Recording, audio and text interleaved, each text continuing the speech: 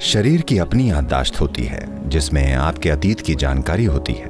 अगर आप बस किसी का केवल हाथ भी पकड़ लें तो आप में ऋणानुबंध बन जाएगा। अगर आपने एक हद से ज्यादा शरीर की याददाश्त ले ली तो उससे एक तरह का कंफ्यूजन पैदा होगा। आप में से कई लोगों ने देखा होगा किसी किसी दिन आपका शरीर कंफ्यूज्ड लगता है। तो इसे शुद्ध करने के लिए हमने कई सिस्टम बनाए हैं।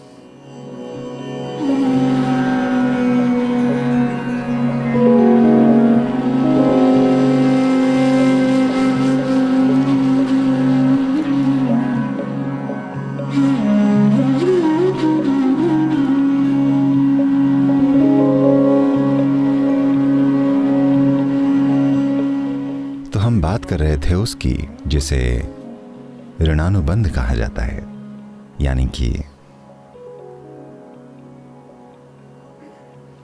एक तरह से शरीर की एक याद, शरीर की अपनी याददाश्त होती है। जैसे कई प्रयोग हैं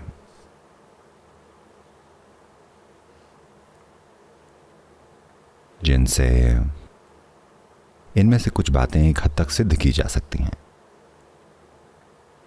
मान लीजिए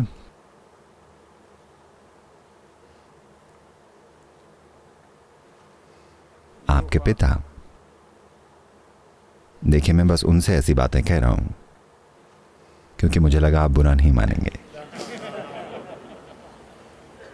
आपके पिताजी, मान लीजिए जब वो एक छोटे बच्चे थे उन्हें गोल चीजें पसंद थीं।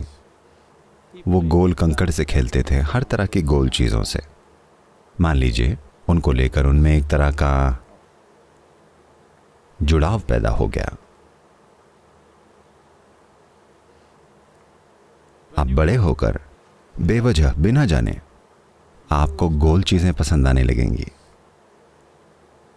शायद जब आप बड़े हो रहे हों आपको कंकड़ ना मिले तो आप कुछ और चुनेंगे, पर जो कुछ भी आप चुनेंगे आप अपने आप वैसी चीजें चुनने लगेंगे।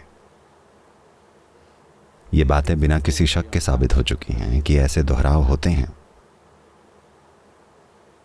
ऐसा सिर्फ इसलिए है क्योंकि आप में कुछ मात्रा में जेनेटिक सामग्री होती है।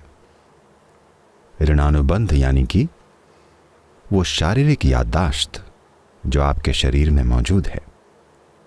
ऐसा खून के रिश्ते की वजह से हो सकता है, ऐसा यौन संबंधों की वजह से भी हो सकता है, जिससे शरीर में कुछ यादें होती हैं। ऋणानुबंध का मतलब केवल जेनेटिक या वंश की जानकारी का माता पिता से बच्चों तक पहुंचना नहीं है, उसकी बात नहीं है। शरीर की अपनी याददाश्त होती है जिसमें आपके अतीत की जानकारी होती है। न केवल इस बारे में कि आपकी त्वचा का रंग क्या है, या आपकी नाक या शरीर की बनावट कैसी है, या आपकी नस्ल, नहीं, वो नहीं। ये कुछ ऐसा है, अगर आप बस किसी का हाथ भर पकड़ लें तो आपके अंदर ऋणानुबंध बन जाएगा। इसीलिए भारत में अगर आप आए तो लोग ऐसे करते हैं, वो ऐसे नहीं करते। Do that. We will love you like this. वो आपको ऐसे प्रेम करते हैं। और भी कई चीजें हैं। वो आपको कुछ चीजें नहीं देंगे। कोई भी आपको नमक नहीं देगा या आपसे नमक लेगा नहीं। अगर आप उन्हें नमक देना चाहें तो वो कहेंगे इसे यहाँ रख दीजिए। वो इसे आपके हाथों से नहीं लेना चाहते। तिल, वो आपके हाथों से तिल नहीं लेना चाहेंगे। कुछ प्रकार की मिट्टी होती हैं, कोई भी उसे आपसे नहीं लेगा। अगर आप किसी को मिट्टी देना चाहें, किसी भी तरह की मिट्टी, ऐसे अनुष्ठान होते हैं जिसमें मिट्टी दी जाती है। हमेशा आपको उसे नीचे रखना होता है, दूसरा उसे वहां से उठा लेता है। उसे कभी भी किसी के हाथ से मत लीजिएगा, वरना आप में ऋणानुबंध बन जाएगा। अगर आपने एक हद से ज्यादा शरीर की याददाश्त ले ली तो उससे एक तरह का कंफ्यूजन पैदा होगा। ये वाला कंफ्यूजन नहीं, ये कंफ्यूजन अलग होता है, वो आपकी अपनी कमाई है।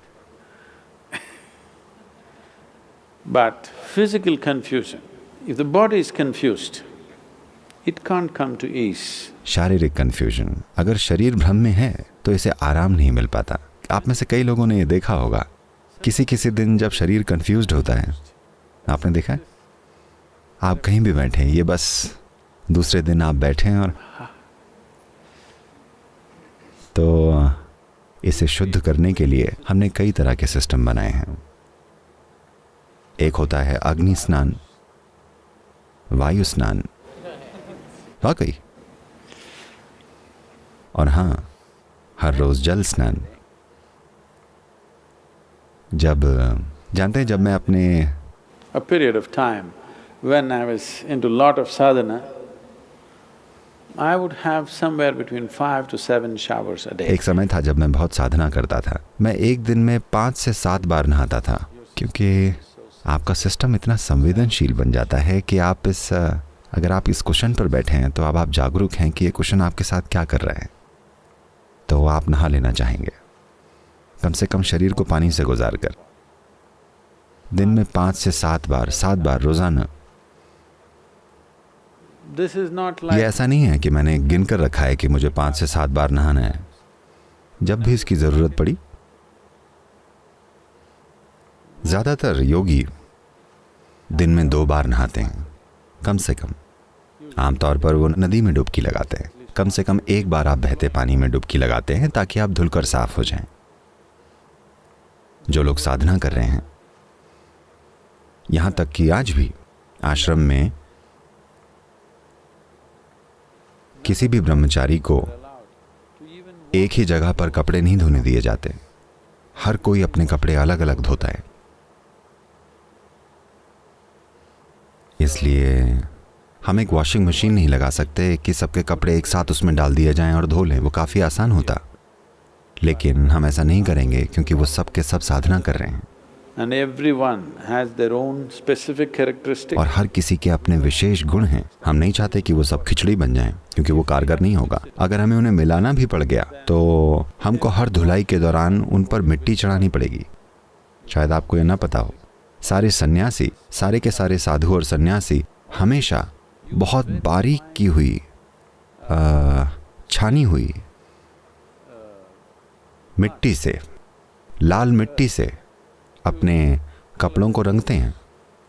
ये पूरा आश्रम इसी रंग से पुता हुआ है, क्योंकि हमने सिर्फ मिट्टी का इस्तेमाल किया है। ठीक है, मिट्टी और एक खास गोंद जो पेंट की तरह चिपक जाता है। आश्रम की सारी इमारतों पर यही रंग लगाया गया था, और सभी साधु और सन्यासी जो इस रास्ते पर हैं, वो सभी लाल मिट्टी से अपने कपड़े धोते हैं। छानी हुई मिट्टी जिससे वो अपने कपड़े धोते हैं, तो इसीलिए ये लाल रंग आया है। तो या तो आपको अपने कपड़े अलग से धोने चाहिए, या फिर हर बार आपको उस पर मिट्टी लगानी चाहिए, ताकि आपका ऋणानुबंध, आपका इकलौता ऋणानुबंध सिर्फ धरती के साथ हो, आपके आसपास के लोगों या चीजों के साथ नहीं, बस धरती के साथ। वो ठीक होगा। क्योंकि अगर आप वैसे कपड़े पहने, यहां मटमैले शब्द का दूसरा अर्थ है, अगर आप मिट्टी में सने कपड़े पहने नहीं, मैले नहीं, लाल मिट्टी में डुबोए गए कपड़े, अगर आप वैसे कपड़े पहनेंगे तो एक तरह से वो शरीर को याद दिलाएंगे कि वो कहां से आया है और कहां जाएगा। तो जो लोग आध्यात्मिक रास्ते पर हैं, वो हमेशा छानी गई लाल मिट्टी में डुबोए गए कपड़े पहनते हैं। असल में वो सफ़ेद कपड़े हैं जो मिट्टी के रंग में रंग गए हैं, क्योंकि उन्हें लगातार फिल्टर्ड मिट्टी से धोया जाता है।